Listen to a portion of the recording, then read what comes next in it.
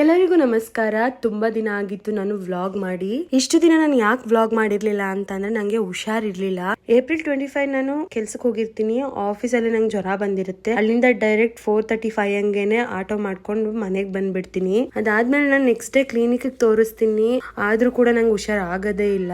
ಅದಾದ್ಮೇಲೆ ನಮ್ಮ ಹಸ್ಬೆಂಡ್ ನನ್ನ ಅಂಬೇಡ್ಕರ್ ಹಾಸ್ಪಿಟಲ್ ಕರ್ಕೊಂಡು ಹೋಗ್ತಾರೆ. ಕರ್ಕೊಂಡು ಹೋಗ್ಬಿಟ್ಟು ಅಲ್ಲಿ ಬಾಟೆಲ್ಲ ಹಾಕಿಸ್ತಾರೆ. ಅದಾದ್ಮೇಲೆ ಗೊತ್ತಾಗುತ್ತೆ ನಮ್ಗೆ ವೈರಲ್ ಫೀವರ್ ಬಂದಿರೋದು ಅಂತ. ನಂಗೆ ಹುಷಾರಿರ್ಲಿಲ್ಲ. ನನ್ಗೆ ಆರೈಕೆ ಮಾಡಕ್ ಹೋಗಿ ನಮ್ಮ ಹಸ್ಬೆಂಡ್ಗೂ ಕೂಡ ಜ್ವರ ಬಂದ್ಬಿಟ್ಟಿರುತ್ತೆ.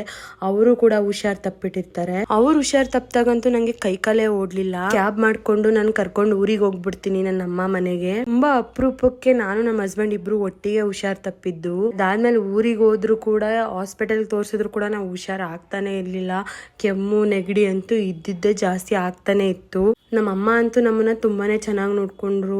ಅದಕ್ಕೆ ಹೇಳೋದು ಹೆಣ್ಮಕ್ಳಿಗೆ ತವ್ರ ಮನೆ ಅನ್ನೋದು ಇರ್ಲೇಬೇಕು ಅಂತ. ಕಾರಣದಿಂದ ನಾನು ವಿಡಿಯೋಸ್ ಮಾಡಕ್ಕೆ ಆಗಿರ್ಲಿಲ್ಲ. ತುಂಬಾನೇ ಹುಷಾರಿರ್ಲಿಲ್ಲ. ನಂಗಂತೂ ಮಿನಿಮಮ್ 15 ಡೇಸ್ ಬೇಕಾಯ್ತು ಜ್ವರ ಎಲ್ಲ ಕಮ್ಮಿ ಆಗ್ಲಿಕ್ಕೆ ನಂಗೆ. ಅದಾದ್ಮೇಲೆ ಮತ್ತೆ ರಿಟರ್ನ್ ಬ್ಯಾಂಗ್ಳೂರ್ಗೆ ಬಂದ್ವಿ. ನಾವು ಈ ಮನೆಗೆ ಬಂದು 1 ವರ್ಷ ಆಗಿದೆ. ತುಂಬಾ ಮೆಮೊರೀಸ್ ಇದೆ ಈ ಮನೇಲಿ. ತುಂಬಾನೇ ಬೇಗನೆ ಕನೆಕ್ಟ್ ಆಗಿದೀವಿ ಮನೆಗೆ.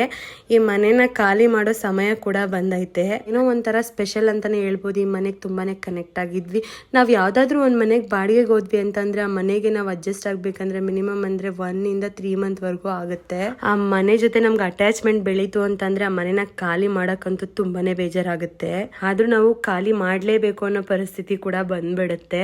ಇನ್ನೇನು ಮಾಡಕ್ ಆಗಲ್ಲ. ಸದ್ಯಕ್ಕೆ ನಾವೀಗ ಮನೆ ಹುಡುಕ್ತಾ ಇದೀವಿ. ಈ ಮಂತ್ ಎಂಡ್ ಅಷ್ಟಲ್ಲಿ ನಾವ್ ಈ ಮನೆನ ಖಾಲಿ ಮಾಡ್ತೀವಿ. ಗೊತ್ತಿಲ್ಲ ನನ್ಗೆ ಈ ಮನೆ ಜೊತೆ ಎಷ್ಟು ಅಟ್ಯಾಚ್ಮೆಂಟ್ ಬೆಳೆದಿದೆ, ಹೇಗೆ ಇರ್ತೀನಿ ಅಂತ. ಬೇರೆ ಮನೆಗೆ ಅಡ್ಜಸ್ಟ್ ಆಗ್ಬೇಕಂದ್ರೆ ಇನ್ನೂ ಕೂಡ 1 ಇಂದ 3 ಮಂತ್ ಇರಲೇಬೇಕು. ನಾವು ಯಾವ ರೀಸನ್ಗೆ ಮನೆ ಖಾಲಿ ಮಾಡ್ತಾ ಇದ್ದೀವಿ, ಏನಕ್ಕೆ ಇಷ್ಟು ಬೇಗ 1 ವರ್ಷದಲ್ಲೇ ಖಾಲಿ ಮಾಡ್ತಾ ಇದ್ದೀವಿ ಅಂತ ನಾನು ನೆಕ್ಸ್ಟ್ ವ್ಲಾಗಲ್ಲಿ ಹೇಳ್ತೀನಿ. ಹೀಗೆ ಸಪೋರ್ಟ್ ಮಾಡಿ. Thank you so much.